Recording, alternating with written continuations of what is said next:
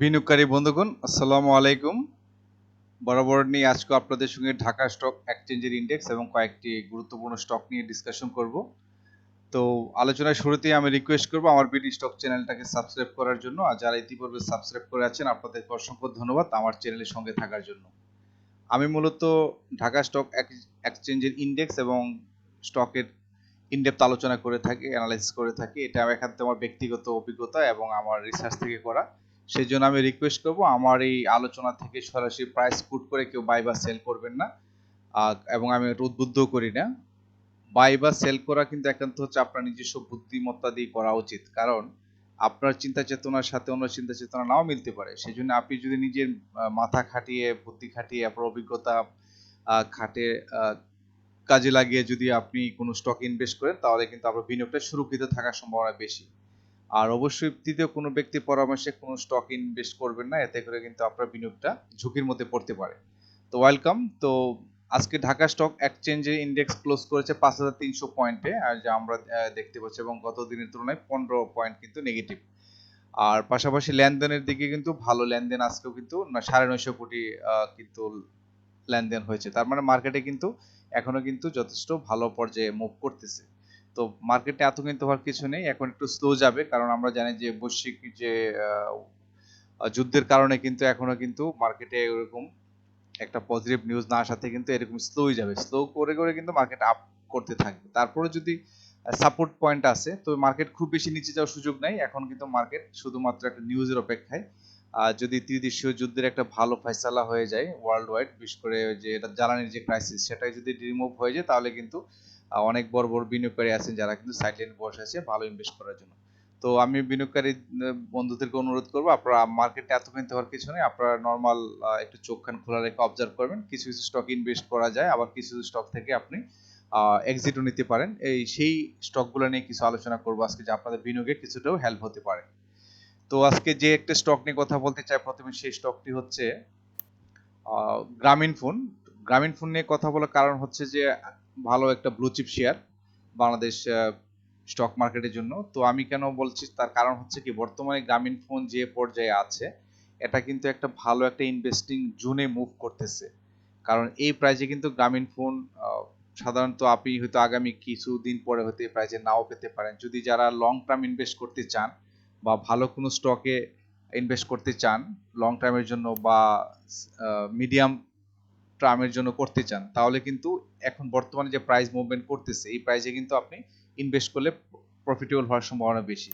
কারণ আমরা দেখি গ্রামীণ ফোনে যদি আমরা একটা দেখি, একটু তার ফান্ডামেন্টাল একটা নতুন কিছু বলে নেই, বর্তমানে তার কিন্তু প্রাইস হচ্ছে 244 টাকা 70 পয়সা, এবং তার 52 উইকস লোয়েস্ট 237 টাকা 90 পয়সা। মানে কিন্তু এখন কিন্তু একদম লোয়ার লেভেলে কিন্তু, অর্থাৎ বিনিয়োগযোগ্য যে শেয়ার লেভেলটা, ওই লেভেলে কিন্তু প্রাইসটা মুভমেন্ট করতেছে। সেই ক্ষেত্রে কিন্তু আপনি এখান থেকে একটা প্রফিট ভবিষ্যতের জন্য করতে পারেন। আর পাশাপাশি পি রেশিওটা ভালো, ইপিএসটাও ভালো আসছে, ন্যাপ 46.39, টোটাল শেয়ার 135 কোটি, ডিসেম্বর ক্লোজিং শেয়ার। এখানে আমরা দেখতে পাচ্ছি কোয়ার্টার 1টা কিন্তু ভালো আসে, বাট নেট অপারেটিং ক্যাশ ফ্লোটা কমে গেছে।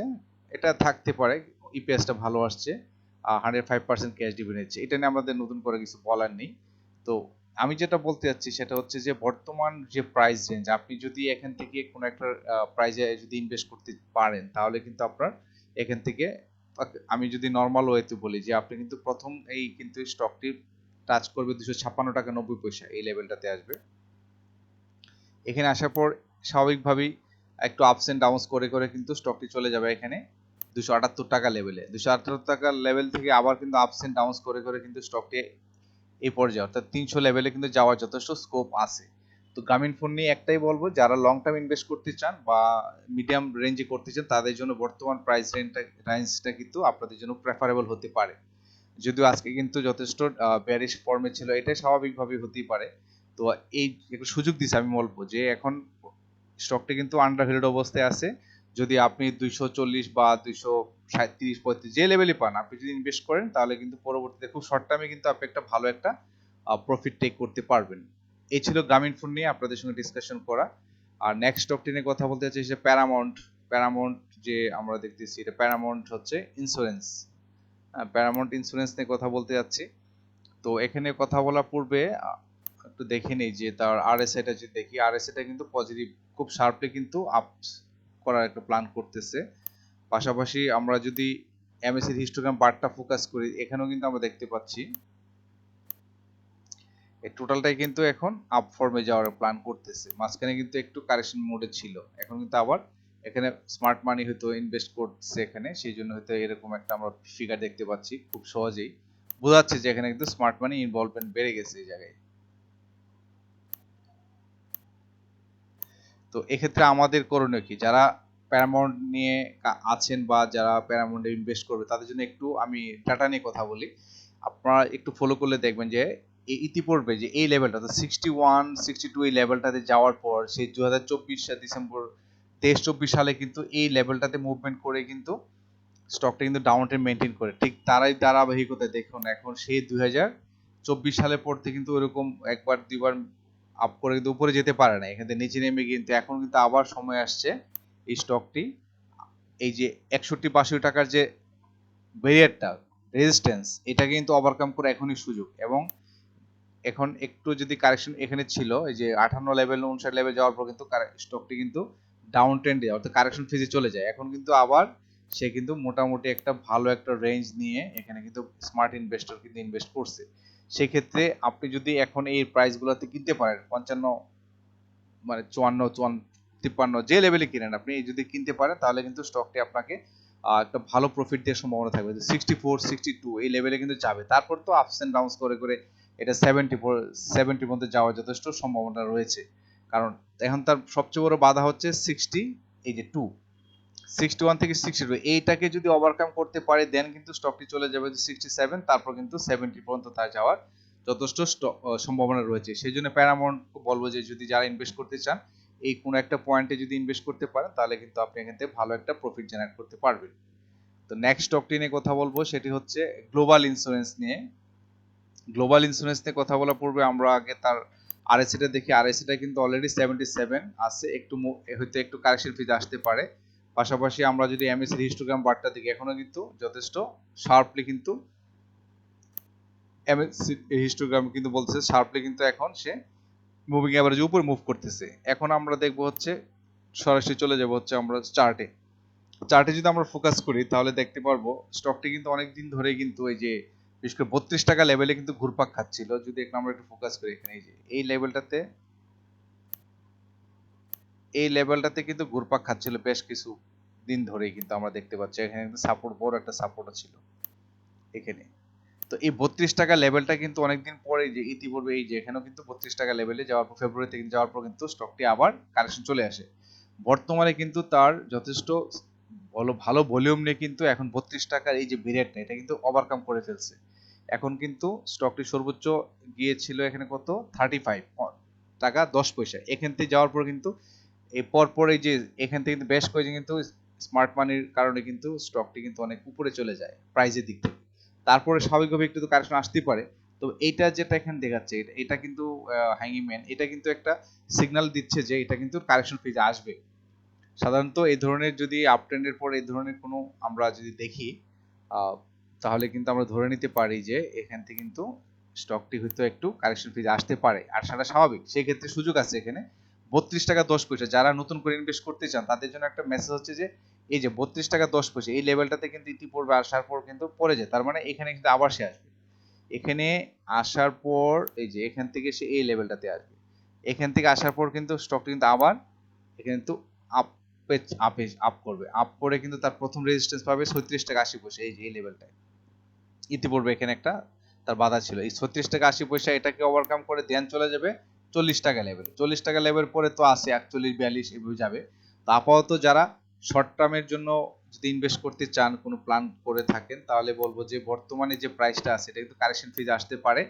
যদি আসে তো আসলো, নাহলে কিন্তু তার জন্য সম্ভাব্য রেজিস্ট্যান্স 36 টাকা 80 পয়সা এখানে হিট করবে, দেন এখান থেকে পরবর্তী 40 টাকা, তারপরে একটু কারেকশন ফেজ এসে আবার এইভাবে কিন্তু 42 টাকা লেভেলে যাওয়ার যথেষ্ট সম্ভাবনা রয়েছে। কারণ বেশ কিছুদিন ধরে কিন্তু সে কিন্তু 32 টাকা লেভেলে কিন্তু ঘুরপাক খাচ্ছিল। এই যে আমরা যে এই ফর্মুলা এইগুলো দেখি এখান থেকে সে 2000 অ্যাকচুয়ালি এখান থেকে যদি দেখি এই এটা কবে মে 24 সাল থেকে 2024 সাল থেকে কিন্তু এই 32 টাকা লেভেলের মধ্যে ঘুরপাক খাচ্ছিল। এখন কিন্তু সময় আসছে স্টকটি এই 32 টাকার যে বেড়াটা ভেঙে কিন্তু নতুন করে একটা হায়ার হাই ক্রিয়েট করে নতুন একটা গন্তব্য তৈরি করা, কারণ অনেক কারেকশন কিন্তু আসছে এখানে। সেই ছিল 80 টাকা থেকে কমতে কমতে আসছে এখানে 16 টাকায়, মানে কি পরিমাণ।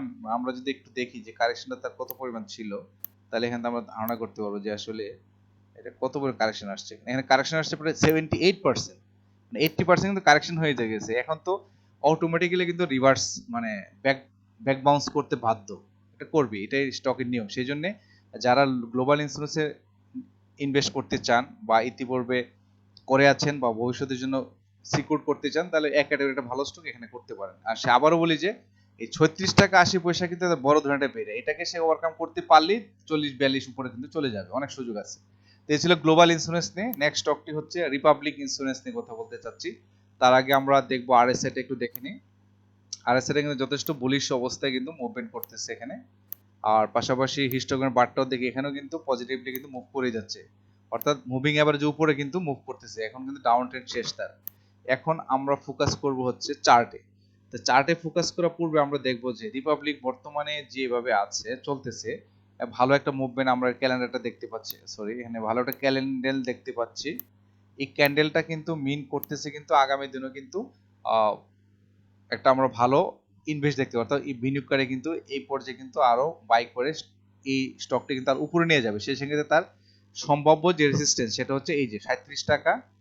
এই যে ইতিপূর্বে ইতিপূর্বে এখানে কিন্তু ট্রাই করে কিন্তু উপরে উঠতে পারে নাই, ভাঙতে পারে নাই। সেই জন্য 37 টাকা 40 পয়সা হচ্ছে তার বর্তমান রেজিস্ট্যান্স। এটাকে ওভারকাম করে স্টকটি চলে যাবে হচ্ছে 41 টাকা 60 পয়সা। এই যে ইতিপূর্বে আমরা দেখছি এখানে যাওয়ার পরে কিন্তু স্টকটি ঘুরে পড়ে যায়। তার মানে এই 37 টাকা 40 পয়সা পরেই চলে যাবে হচ্ছে 41 টাকা 60 পয়সা। এটাকে ওভারকাম করে দেন চলে যাবে হচ্ছে এই লেভেলটা 43 টাকা 60 পয়সা। এটা খুব একটা বড় রেজিস্ট্যান্স, যদি ওভারকাম করতে পারে তো ভালো, আর না হলে একটু কারেকশন ফিজে এসে তারপরে এই 45 টাকা 70 পয়সা পর্যন্ত বা এরপরে তো যাবে।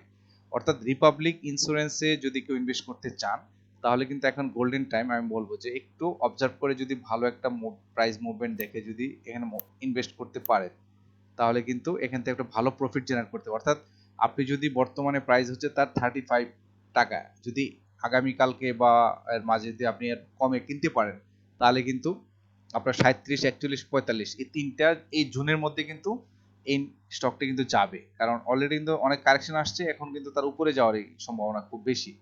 তো যারা রিপাবলিক নিয়ে আছেন বা ইনভেস্ট করতে চান, আমার মনে হয় এখানে একটা আপনারা প্ল্যান করতে পারেন।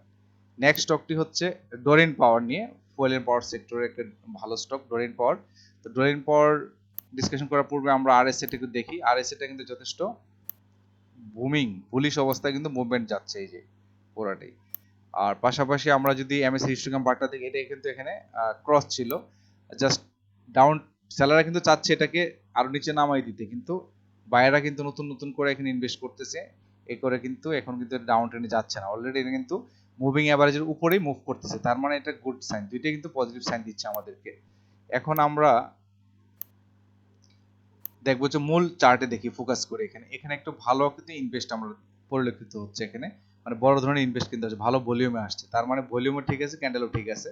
তার মানে স্টকটি কিন্তু আরো উপরে যাওয়ার সম্ভাবনা আছে। সেই জন্য তার সম্ভাব্য আমি দেখলাম যে তার যে সাপোর্ট, তার রেজিস্ট্যান্স যেটা সেটা হচ্ছে 31 টাকা 20 পয়সা। ইতিপূর্বে এই জায়গাতে কিন্তু স্টকটি কিন্তু ঘুরে যায়, অর্থাৎ এখানে 31 টাকা 20 পয়সা যাওয়ার পরে কিন্তু ডাউন ট্রেন্ড মেনটেন করে ট্রাই করছে, কিন্তু এই যে এখান থেকে এখান মতো ট্রাই করেছে, মানে সে ফেব্রুয়ারি 26 এবং হচ্ছে ডিসেম্বর 25 থেকে শুরু করে ফেব্রুয়ারি 26 পর্যন্ত দুইবার ট্রাই করে কিন্তু রিসেন্টলি কিন্তু পড়ে যায়। তারপরে কি করছে, আবার কিন্তু স্টকটিকে ডাউন ট্রেন্ড মেনটেন করে নিয়ে নতুন করে বায়ার তৈরি করতেছে এখানে, যাতে এই প্রাইজে কিনে স্টকটিকে উপরে নিয়ে যেতে পারে। সেজন্য তার সম্ভাব্য গন্তব্য হচ্ছে 34 টাকা লেভেল। যে আমরা দেখছি প্রথমে এটা একটা বেরিয়ার, এটাকে প্রাথমিক বেরিয়ারটা যদি ওভারকাম করতে পারে দেন চলে যাবে স্টকটি 33 টাকা 90 পয়সা।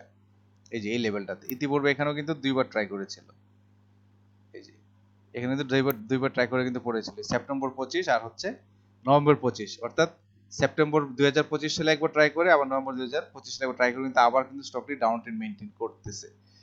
তো যার ফলে হচ্ছে তার সেকেন্ড অপশন হচ্ছে তার 33 টাকা 34 টাকা লেভেলে, এটাকে ওভারকাম করতে পারলে কিন্তু স্টকটি কিন্তু অনেক উপরে যাবে, সেটা 36 টাকা এবং তার উপর অনেক যাওয়ার সুযোগ রয়েছে, 40 টাকা লেভেলে যাওয়ার সম্ভাবনা রয়েছে।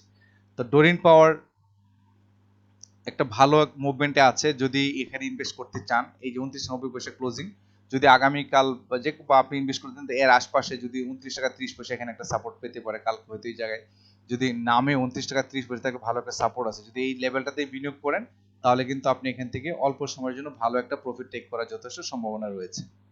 এই ছিল হচ্ছে ডোরেন্ট পাওয়ার নিয়ে। নেক্সট স্টকটি হচ্ছে সাজিবাজার পাওয়ার নিয়ে কথা বলতে চাই। তার আগে আমরা দেখবো যে আরএসএটা দেখি। আরএসএটা কিন্তু দুর্দান্ত পারফর্ম করতেছে, এখানে কিন্তু যথেষ্ট বুলিশ অবস্থায় কিন্তু এটা কিন্তু মুভমেন্ট করতেছে আরএসএটা, তার মানে উপরে যাওয়ার সম্ভাবনাই বেশি। এবং আমরা এমএসসি হিস্টোগ্রাম বারটাও দেখতে পাচ্ছি, এখানে মাঝখানে কিন্তু সেলাররা কিন্তু চাচ্ছিল স্টকটাকে নিচে নামাতে, বাট এখানে কিন্তু ইনভেস্টররা বিশেষ করে স্মার্ট ইন পানি কিন্তু এখানে ঢুকে যায়, ঢুকে যাওয়ার কারণে কিন্তু এখন আর কিন্তু ডাউন ট্রেন্ড সম্ভাবনা কম, এখন তো আপে যাওয়ার সম্ভাবনাই বেশি। এখন আমরা দেখব অর্থাৎ দুইটা ইন্ডিকেটরে কিন্তু আমাদেরকে পজিটিভ সাইন দিচ্ছে। এখন আমরা দেখবো যে মূল চার্টে আমরা ফোকাস করার পূর্বে আমরা দেখতে পারবো যে স্টকটি কিন্তু দুর্দান্ত পারফর্ম করে যাচ্ছে, মানে খুবই ভালো পারফরমেন্স করতেছে। তো সেই ক্ষেত্রে আমি দেখতে পাচ্ছি যে তার রেসিস্ট্যান্স পয়েন্ট যেটা, সেটা হচ্ছে 60 টাকা 80 পয়সা লেভেলে, অর্থাৎ এই যে 60 টাকা 80 পয়সা লেভেলে যাওয়ার যথেষ্ট পসিবিলিটিস মেনটেন করতেছে এখন, কারণ কন্টিনিউ কিন্তু এটা আপের দিকে যাচ্ছে। সেই জন্য বর্তমানে তার যে প্রাইস রেঞ্জ 55 টাকা 40 পয়সা, এটা কিন্তু এখানে তেমন কোনো তার কিন্তু বাধা নেই, এটা কিন্তু কন্টিনিউ চলে যাবে 60 টাকা 80 পয়সা। এই 60 টাকা 80 পয়সা ওভারকাম করেও চলে যাবে 63 টাকা 90 পয়সা 64 টাকা, অর্থাৎ এটা কিন্তু আরো উপরে যাবে যেভাবে সে মুভমেন্টে যাচ্ছে। তার মানে এটা কিন্তু সুপার আন্ডার ভ্যালুড ছিল, গত 24-25 সালেও কিন্তু আন্ডার ভ্যালুড ছিল। তো সেক্ষেত্রে কিন্তু এই ধরনের স্টকে বিনিয়োগ করলে কিন্তু দেখেন মানে মানি ডাবল করা কোনো ব্যাপারই না। তো এইসব জায়গায় বিনিয়োগ করতে পারলে অল্প সময়ে কিন্তু পুঁজি ডাবল করা সম্ভব। তো সেই ক্ষেত্রে আমি বলবো যে সাজিবাজার পাওয়ারের ক্ষেত্রে কিন্তু অনেক উপরে যাওয়ার যথেষ্ট পসিবিলিটি রয়েছে। তো যারা এই স্টকটাতে বিনিয়োগ করতে চান বা বিনিয়োগ করে আছেন, তারা কিন্তু এখন ধৈর্য ধারণ করে আপনারা যদি এখানে আবার রি এন্ট্রি নিতে চান বা এন্ট্রি নিতে, তাহলে কিন্তু ভুল হবে না, এখানে কিন্তু অনেক সম্ভাবনা। তবে হ্যাঁ, একবারে তো যাবে না, এখানে এটা কিন্তু এখানে টাচ করে হয়তো দেখা যাচ্ছে যে এই 60 টাকা বা 63 টাকা যাওয়ার পরে এটা হয়তো কারেকশন ফিজ আসবে, আসার পর এই লেভেল পর্যন্ত আসতে পারে, 48 টাকা লেভেলও কিন্তু আসতে পারে। আমি আগে বলে রাখি 48 টাকা লেভেল থেকেও কিন্তু সে একটা এখানে এই গ্যাপটা কিন্তু ফিল আপ করে যেতে হবে তাকে। 48 টাকা লেভেল আসতে পারে, এখান থেকে পরে আবার এখান থেকে কিন্তু সাপোর্ট নিয়ে আবার নতুন করে একটা হায়ার হাই ক্রিয়েট করে কিন্তু একসময় স্টকটি আমরা এই যে 100 টাকা লেভেলে দেখতে পাবো, 88 100 টাকা লেভেলও দেখতে পাবো। এটা হচ্ছে স্টকের নিয়ম, একটানাতে কোনো স্টক বাড়বে না, আপস এন্ড ডাউনস করে করে যাবে। তো এই ছিল হচ্ছে সাজিবাজার পাওয়ার নিয়ে যারা আছে বা রিকোয়েস্ট করেছিলেন স্টক নিয়ে, তাদের ক্ষেত্রে তাদের বলা, আপনারা এখান থেকে কিছুটা মেসেজ পেতে পারেন। নেক্সট স্টকটি হচ্ছে ফ্যাকডিল নিয়ে অনেকে রিকোয়েস্ট করেছিলেন। তো ফ্যাকডিল নিয়ে ডিসকাশন করার পূর্বে আমরা আগে দুইটা প্যারামিটার দেখে যাই, সেটা হচ্ছে যে আরএসআই দিকে, যদি আরএসআই কিন্তু নতুন করে কিন্তু এখানে মুভমেন্টে যাচ্ছে, তার মানে আরএসআইটা কিন্তু পজিটিভ সিগন্যাল দিচ্ছে আমাদেরকে। নেক্সটে আমরা যখন ফোকাস করব হচ্ছে এমএসসি হিস্টোগ্রাম বারের দিকে যদি ফোকাস করি, এটা কিন্তু বর্তমানে মিন করতেছে কিন্তু সেলাররা কিন্তু অ্যাক্টিভ হয়ে স্টকটাকে ডাউন ট্রেন্ড নিয়ে তারপর হয়তো এখান থেকে আবার মুভিং অ্যাভারেজের উপরে যাবে। তো এটা দেখা যাবে এখন আমরা মূল চার্টে, তার মানে এমএসসিডি কিন্তু সিগন্যাল দিচ্ছে না পজিটিভ সিগন্যাল, এটা নেগেটিভ, মানে এখনো নিউট্রালি আছে, এখনো ডাউন ট্রেন্ড যায় নাই, মানে মুভিং অ্যাভারেজ নিচে এখনো যায় না, এখনো কিন্তু ভালো অবস্থানে আছে, বাট কনফার্মেশনটা দেয় না। এখন আমরা তো মূল চার্টে আমরা যদি ফোকাস করি, গত কয়েকদিন ধরে কিন্তু একটানা কিন্তু বড় বড় ইনভেস্ট আসছে, আসার পর কিন্তু স্বাভাবিকভাবে এখানে সেলসের একটা প্রেশার থাকবে। সেই ক্ষেত্রে কিন্তু 114 টাকা 80 পয়সা এই লেভেলটাতে কিন্তু অলরেডি সাপোর্ট একটা নিয়েছে প্রথম। আর বর্তমানে যে ক্যান্ডেলটা এখানে দেখতে পাচ্ছি, সাধারণত এই ধরনের ক্যান্ডেল ইন্ডিসিভ বোঝায়, অনেক সময় নিচের দিকে মুভমেন্ট করে একটা স্লো থাকে, আবার উপরের দিকেও যায়, এটা হচ্ছে কনফার্মেশন, কিছু বলা যায় না, ইন্ডিসিভ, এটা ওইরকম স্ট্রং কোনো ক্যান্ডেল মেসেজ দিচ্ছে না। তো সাধারণত দেখা যাচ্ছে একটু কারেকশন ফেজে আসে, এবং ইতিপূর্বে কিন্তু অলরেডি একটা 14 টাকা 80 পয়সা সাপোর্টেবল এটা কিন্তু টাচ করেছে, যদি এটাকে রেসপেক্ট করে তাহলে আগামীকাল হয়তো এখান থেকে বাড়তে পারে, আর যদি এটাকে রেসপেক্ট না করে তাহলে কিন্তু এই সম্ভবত তার একটা সাপোর্ট পয়েন্ট 14 টাকা 60 পয়সা, এই 14 টাকা 60 পয়সা লেভেলও কিন্তু তার একটা সাপোর্ট আছে, এখানে 14 টাকা 60 পয়সা লেভেলে তার একটা সাপোর্ট আছে, এখান থেকে সাপোর্ট নিয়ে নেবে, অথবা 14 টাকা 50, অর্থাৎ 14 টাকা 60 বা 14 টাকা 50, এই যে কোনো একটা লেভেল থেকে তার এই যে ইতিপূর্বে এখানে কিন্তু একটা তার রেজিস্ট্যান্স ছিল, এই যে এখান থেকে হয় 14 টাকা এই যে এই লেভেলটাতে নিবে, আর না হলে এই লেভেলটা এখান থেকে এখানে আসে যা চলে যাবে, অথবা এখান থেকে এখানে আসে এখান থেকে মুভমেন্টটা যাবে। তো ফ্যাকডিল তারপর হচ্ছে এই তো কারেকশন আসবে, কারেকশন শেষে কিন্তু এই স্টকটি 17 টাকা 60 পয়সা এখানে কিন্তু যাবেই। যারা আমি বলবো যে গোল্ডেন চান, যারা 14 টাকা 50 লেভেলে পারচেস করতে পারবেন তাদের জন্য কিন্তু 17 টাকা 60 পয়সা যাওয়ার যথেষ্ট সম্ভাবনা রয়েছে। অথবা যারা দেখা যায় 14 টাকা 50 বা এই লেভেল থেকে যদি আবার মুভমেন্টে যায়, অর্থাৎ 14 টাকা 80 পয়সা থেকে যদি আবার মুভমেন্টে নিয়ে নেয় তাহলে তো আরো ভালো। তো যারা আমি মনে করবো যে ফ্যাকডিল নিয়ে ইনভেস্ট করতে চান, গোল্ডেন অপরচুনিটি আজকাল পরশুর মধ্যে পেতে পারেন। এই অর্থাৎ 14 টাকা 50 থেকে 14 টাকা 80 এই জোনটার মধ্যে থেকে কিন্তু সাপোর্ট নেবে। এখানে যে কোনো একটা জায়গায় আপনি যদি ইনভেস্ট করতে পারেন, স্টকটা কিন্তু 17 টাকা 60 পয়সা এই লেভেলে কিন্তু যাবে। তারপরে একটু ডাউন ট্রেন্ড মেনটেন করে আবার আপ এন্ড ডাউন করে করে কিন্তু স্টকটি যথেষ্ট উপরের দিকে যাওয়ার যথেষ্ট সম্ভাবনা রয়েছে। তো এটাই হচ্ছে স্টকের নিয়ম। এভাবে কিন্তু স্টক আপস এন্ড ডাউনস করে। একেবারে তো কোনো স্টক বাড়বে না, আবার কিন্তু কোনো স্টক একবারে ডাউন ট্রেন্ড সারা জীবনও থাকবে না। তো এগুলো বর্তমানে ফ্যাকডিল যে পর্যায়ে আছে, এটা হচ্ছে ইনভেস্টিং জোন। আপনি এখান থেকে যদি আমি বলব লং টার্মের জন্য বিনিয়োগ করেন, আপনি 1 বছর 2 বছর জন্য করতে পারেন, তাহলে মানি ডাবল করার কোনো ব্যাপার না। যেমন একটু দেখি, সাপোজ আপনি হয়তো 14 টাকা লেভেলে আপনি কিনলেন, সাপোজ বা 15 টাকা লেভেলে কিনলেন।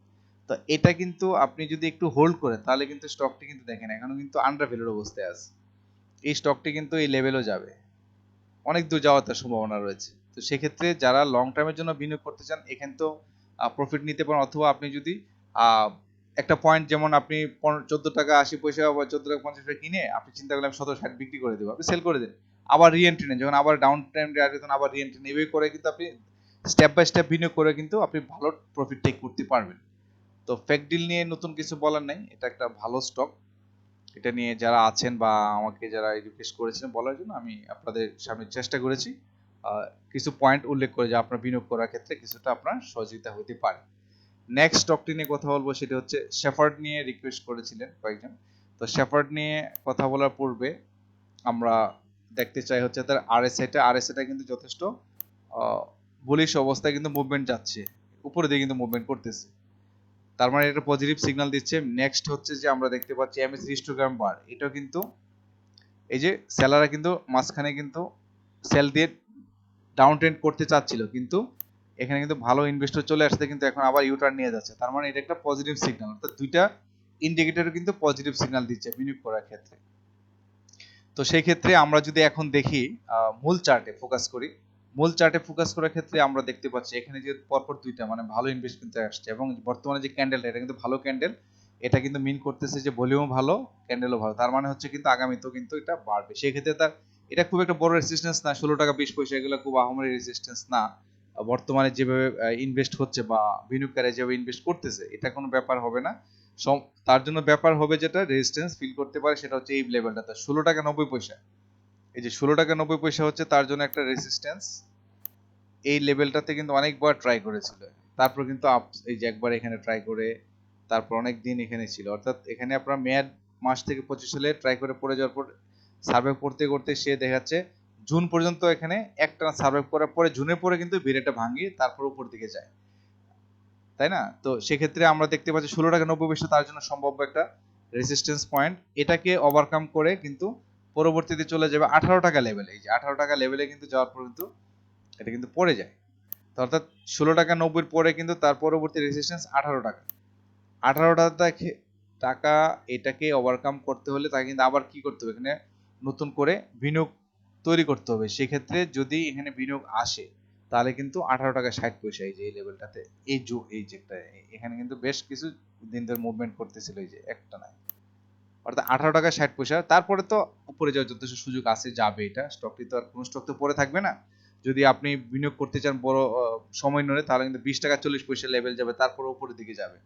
অর্থাৎ প্রত্যেকটা স্টকে কিন্তু তার যৌবন আছে আবার তার বার্ধক্য আছে, এটাই নিয়ম। আপস এন্ড জোয়ার, সমুদ্রে যেমন জোয়ার ভাটা হয়, জোয়ারের সময় জোয়ার, ভাটার সময় ভাটা, এখন মনে কথা জোয়ার আসছে, সেটা এক বি জেড যে কোনো ক্যাটাগরির ক্ষেত্রে কিন্তু স্টকের ক্ষেত্রে এভাবেই হয়। জেড ক্যাটাগরি হলে যে আসবে not like that, Z category A category B, প্রত্যেকটা স্টকেই কিন্তু আপনার জোয়ার আসে। তো সেই জোয়ারটা যদি আপনি ধরতে পারেন তাহলে কিন্তু গেইনার। আর ভাটার সময় তো অফ থাকতে হবে, এটাই নিয়ম আমরা জানি, সেফ জন্য থাকাই ভালো। তো বর্তমানে স্টকটিতে জোয়ার আসছে, তো আসার সম্ভাবনাও আছে, সামনে কিন্তু অনেক ব্যারিয়ার থাকবে, তাতেও কিন্তু স্টকটি কিন্তু উপরে যাবে। কারণ অলরেডি আমরা যদি একটু ফোকাস করি এখানে দেখতে পারবেন এই জায়গায় আপনাদের, এটা না আমরা একটু দেখি এখানে যে কেন এটা, দেখেন অলরেডি এটা কিন্তু অনেক কারেকশন আসছে,